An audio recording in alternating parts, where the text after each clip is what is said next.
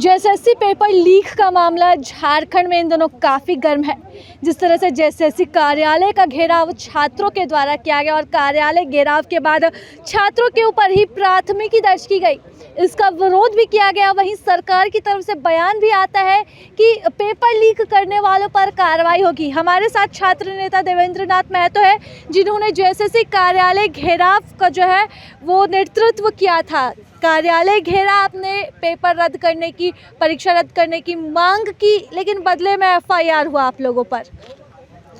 जी बिल्कुल, यह झारखंड का विडंबना है, क्योंकि 24 साल के झारखंड का इतिहास में अब तक का सबसे बड़ा नियुक्ति प्रतियोगी परीक्षा सीजीएल का है, जिसमें लगभग 7.5 लाख छात्र फॉर्म भरे, 6,40,000 स्टूडेंट का एडमिट कार्ड जारी किया गया। लगभग 2 दिन में 1500 परीक्षा केंद्र बनाया गया, 2400 जिलों में बनाया गया, अनुमंडल स्तर में भी बनाया गया। और इस परीक्षा के लिए 10 वर्षों से स्टूडेंट जो है कि इंतज़ार भी किए हैं कि हमारा सपना साकार होगा, लेकिन एक दिन पूर्व पेपर लीक होते ही सारे सपना चकनाचूर हो जाता है। और जब इसका सबूत हमारे पास आता है तो झारखंड स्टेट स्टूडेंट यूनियन के बैनर तले हम लोग चरणबद्ध आंदोलन का ऐलान करते हैं। और इतिहास में पहली बार आंदोलन के दौरान आयोग ने माना भी कि पेपर लीक हुआ है और 28 तारीख और 4 फरवरी का एग्ज़ाम को भी रद्द किया।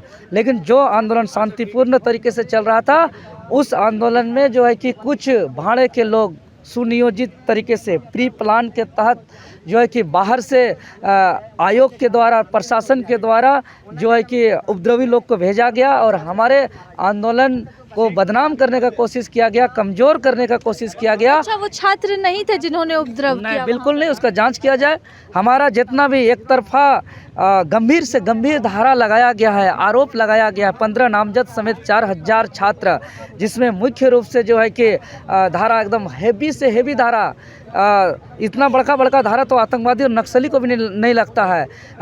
आईपीसी की धारा 147, 148, 149, 186, 188, 307, 323, 332, 353, 426, 506, 508, इसके अलावा prevention of damage to public property act जो है कि 3, इस तरीके से। अरे ये सारे धारा तो पेपर लीक करने वालों पे लगना चाहिए।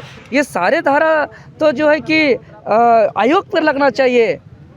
जो prevention of damage to public property act, ये तो आयोग ने किया कि पिछले 10 सालों तक 7.5 लाख स्टूडेंट को 4 बार फॉर्म भराया, 8 बार एग्ज़ाम के लिए डेट दिया, इतना स्टूडेंट जेरोक्स किए, फोटोकॉपी किए, लाखों लाख रुपया खर्च के ग्रेजुएशन किए, इसको जो है कि पढ़ने के लिए कितना कोचिंग किए, तैयारी किए, किताब खरीदे। समझ रहे हैं, सरकार का बजट से ज़्यादा खर्च हुआ है इस परीक्षा को तैयारी करने के पीछे। सरकार ने कहा है कि जो पेपर लीक करने वाले हैं जल्द से जल्द गिरफ्तार होंगे, उन पर कार्रवाई होगी।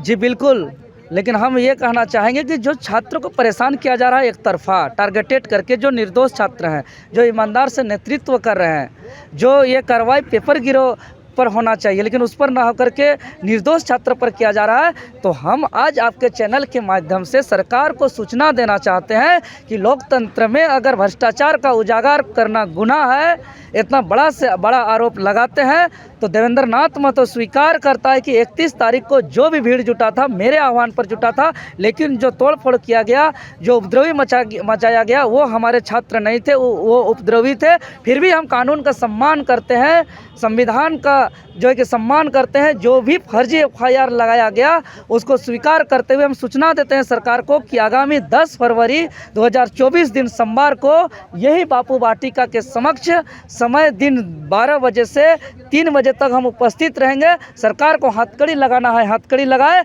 और गिरोह को गोली मारना है, गोली मार दे।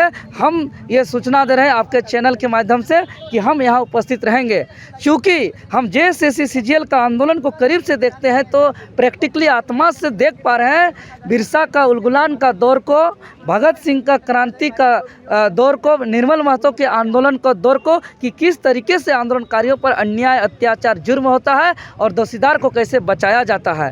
बाकी सरकार को तो हम लोग कब से संज्ञान दे रहे हैं, हम तो जेएसएससी कार्यालय जाते ही नहीं। 29 तारीख को पूरे झारखंड प्रदेश में आयोग के अध्यक्ष और तत्कालीन मुख्यमंत्री का पुतला दहन किए।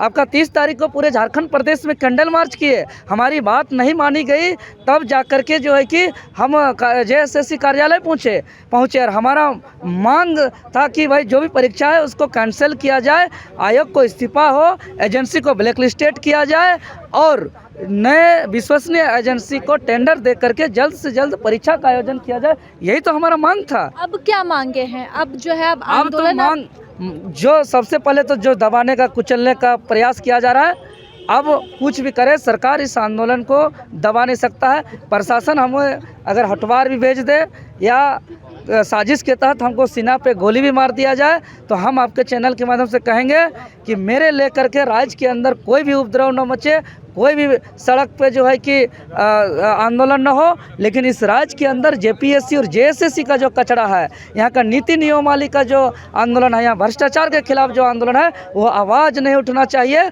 और हम स्पष्ट रूप से कहते हैं कि लिख रहा हूँ आगाज जिसका अंजाम कल आएगा, मैं रहूँ या न रहूँ, इस राज्य में लड़ने वालों का जनसैलाब आएगा। अच्छा, 10 तारीख को क्या होगा यहाँ पर बापू वाटिका में? बापू वाटिका में हम रहेंगे, सरकार को सूचना दे करके कि जो मेरे ऊपर आरोप लगा है, अगर लगता है कि यह आरोप सही है तो हमें हथकड़ी लगा करके ले जाए, हम तैयार हैं।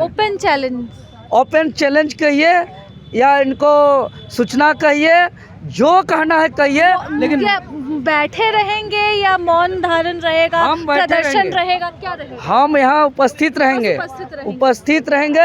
और अपना सारे छात्र रहेंगे और हम लोग यहाँ उपस्थित रहेंगे। सरकार जो करना करे, अन्यथा आगे उसी दिन हम लोग और आंदोलन का ऐलान भी करेंगे, रणनीति भी तैयार करेंगे। चलिए, तो देखिए जिस तरह से झारखंड में JSSC CGL परीक्षा में पेपर लीक का मामला आया था और उसके बाद छात्रों में काफ़ी आक्रोश देखा गया था। ऐसे में यह आक्रोश 31 तारीख को JSSC कार्यालय के समक्ष देखने को मिला, जहां छात्रों के द्वारा बड़ा आंदोलन किया गया, तोड़फोड़ की भी घटना सामने आई। ऐसे में अब नेतृत्वकर्ता छात्र देवेंद्र नाथ महतो कहते हैं कि तोड़फोड़ छात्रों के द्वारा नहीं बल्कि कुछ उपद्रवियों के द्वारा की गई है और 10 तारीख को एक बार फिर से सभी छात्र बापू वाटिका के समक्ष जुटेंगे। देखने वाली बात रहेगी कि 10 तारीख को प्रशासनिक रुख क्या रहता है। प्रभातखबर.com, विश्वास वही, रफ्तार नहीं।